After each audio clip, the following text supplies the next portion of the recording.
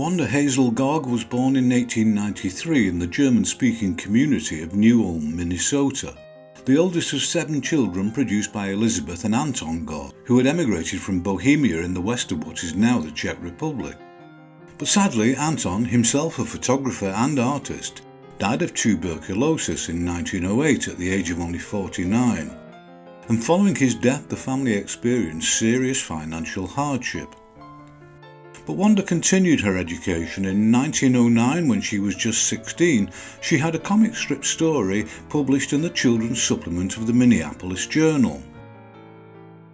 At the age of 19 in 1912, she went on to work as a teacher in a one-room country schoolhouse in Springfield, Minnesota. But she gave up this job in 1913 when she was awarded a scholarship to study at the St. Paul's School of Art. And a year later she undertook another 3 years tuition at the Minneapolis School of Art, during which time she also had some magazine illustration published. Following completion of this course in 1917, she was commissioned to create illustrations for a child's book of folklore, Mechanics of Written English by Jean Sherwood Rankin. This textbook used folk tales and rhymes to demonstrate the correct use of grammar. And Gág's monochromes, created with heavy calligraphic line work and half-tone dot screens, were used to decorate the book to make it more entertaining for the young readers. Unfortunately, tragedy struck again when her mother also died at just 48 years old. But Gág was still hungry for more art training, and with another 1-year scholarship she attended the Art Students League of New York. And although it's recorded that she was working professionally from 1919 onwards, I found no evidence to show until 1921, in which year she started having some of her expressionistic charcoal drawings published in the obscure arts magazine Broom.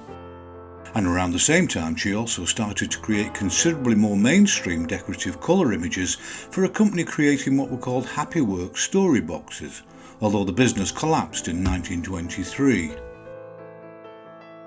But by now she was having some of her charcoal drawings published in the American Marxist magazine The Liberator. But unlike her colleagues, the images she created didn't display any socio-political agenda. And it was far more as an artist that she began to establish an early reputation for her lithographic prints, although she also produced lino cuts and etchings. In 1923 she had her first solo art exhibition in the New York Public Library, and it was around this time she became acquainted with Earl Humphreys, a bookseller and writer who subsequently became both her lover and business manager. They remained together for the rest of her life, but it was a fairly open relationship, which also saw briefer amorous liaisons along the way. In 1925, Gág rented a 3-acre farm in Glen Gardner, New Jersey, and made it her home and studio for the next 5 years. Her art continued to be dominated by monochrome prints sold as limited editions, but by the middle of the decade she was also creating at least occasional swirling colour work with paint and oil pastel. It was around this time that she met the gallery owner Carl Zigrosser, who admired her art and promoted it in his gallery from that moment on. In late 1926 he organised her second one-woman show, for which she received very favourable reviews and presumably attracted significant sales of her prints and equally expressionistic paintings. She also had an on-off relationship with Zigrosser while remaining with Humphreys. The Liberator had ceased publication in 1924, but in 1927 Gág began having her work published in another Marxist magazine, The New Masses. But as before, these monochromes seemed to avoid politics entirely.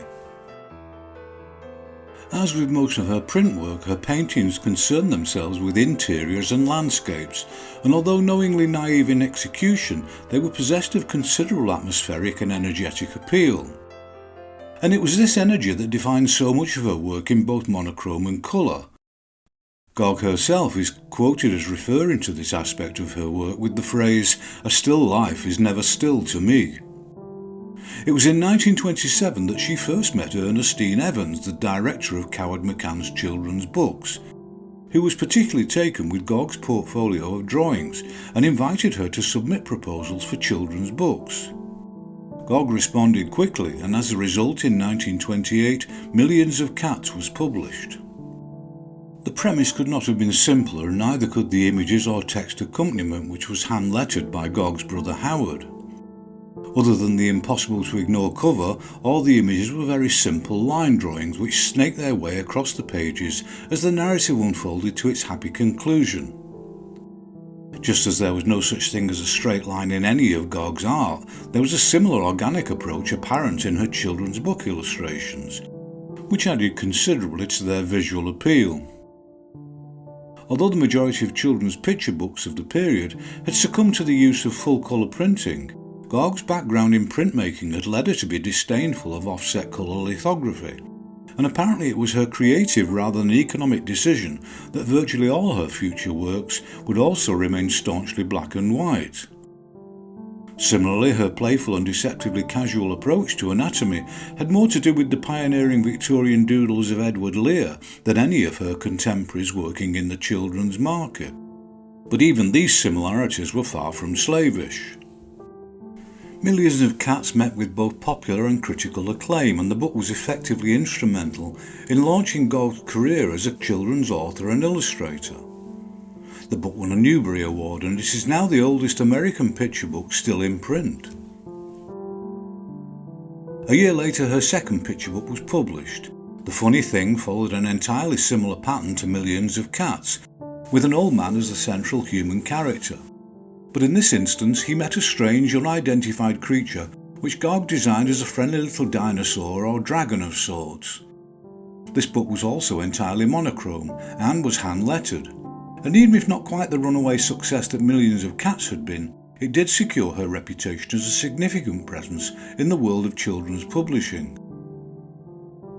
Despite this commercial success, she continued to work as an artist and created a large volume of her typically darkly lit and frequently unsettling distorted interior scene. And there were also more infrequent ventures into the application of colour created too. By this time, her heightened profile from the success of her children's books had made her work as an artist more desirable for collectors and presumably increased its value accordingly. Snippy and Snappy, the story of two little mice, was her return to picture books in 1931, and it was another which did not deviate from the template she created just a few years earlier.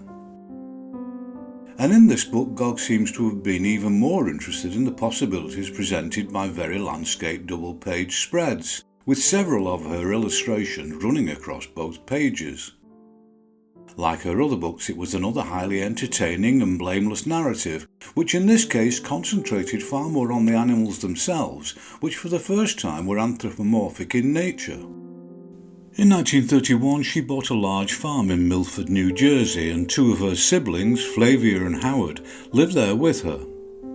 Howard, as previously mentioned, created some of the lettering for her book, and Gág encouraged and helped Flavia to realise her own ambitions as a writer and illustrator of children's books. Following the collapse of Wall Street and the years of depression that followed, many American artists were finding that interest in their work had all but disappeared. But Gág could continue to exploit her talent for children's books throughout the otherwise lean years. The ABC Bunny was published in 1933, and although in pictorial terms it was another exercise in monochrome, Gág executed these engaging images with charcoal or graphite rather than the pen and ink she had used previously. This gave the images considerable textural and tonal appeal, and although it was an alphabet book, it rose above others due to its clever incorporation of a narrative reduced to very few words, which nevertheless was both entertaining and educational for children.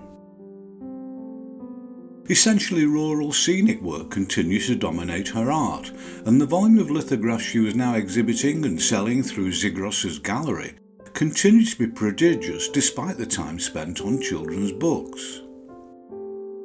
In 1935 she published Gone is Gone, or The Story of a Man Who Wanted to Do Housework, which is acclaimed in some circles as a work of proto-feminism. I'll leave that discussion to the more sociologically inclined, but I can tell you that in the narrative the husband thinks he would have an easier life if he and his wife swapped roles, and of course his attempts at looking after the baby and doing the household chores are a spectacular failure.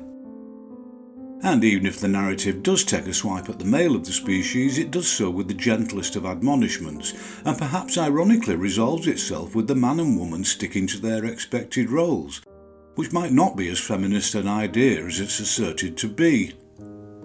Whatever the case, it was another amusing little story with engaging inky pen drawings. Gág translated and illustrated tales from Grimm in 1936. The cover of this book was rendered in full colour, but the pages continued to be determinedly monochrome, although I did find a later coloured version of some of these drawings, but I'm fairly sure they were not coloured by her.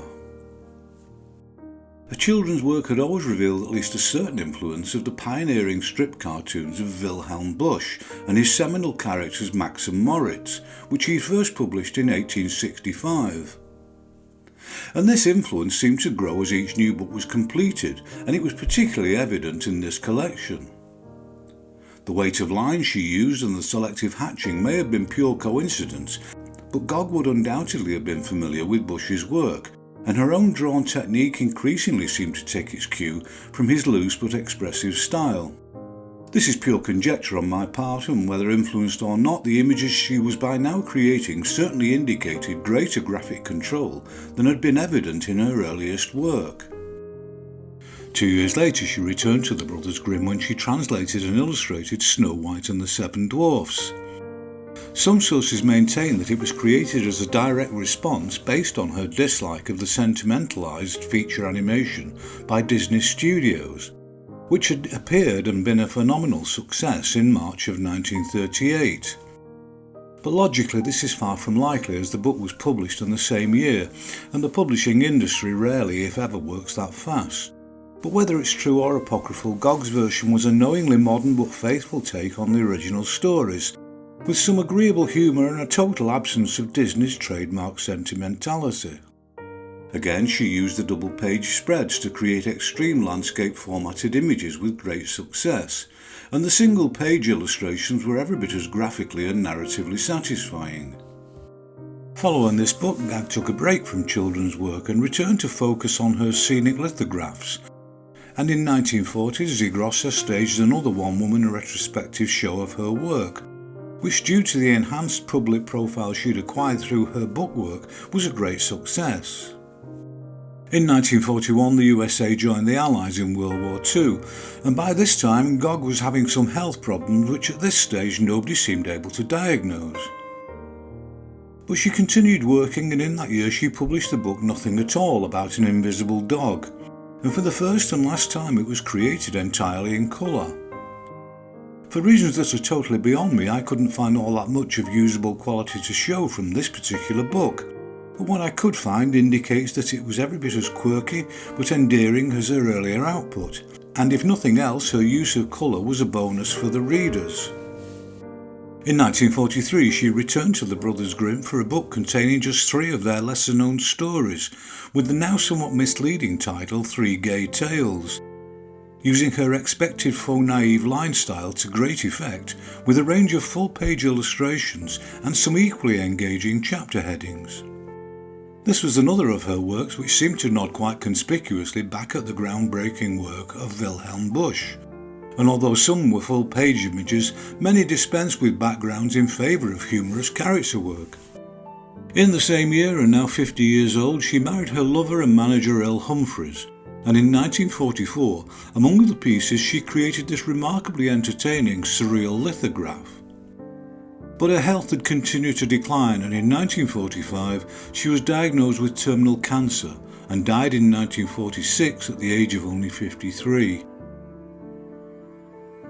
Despite her illness, she'd been working on more tales from Grimm, but it wasn't published until 1947, 2 years after her death. And it was every bit as entertaining and faithful to the original German text as her earlier interpretations had been, with a large number of engaging folky monochromes. Which leads me to break with my usual practice by winding up this tribute with images taken exclusively from this more than fitting visual epitaph to one of the most imaginative and visually delightful illustrators I've covered to date.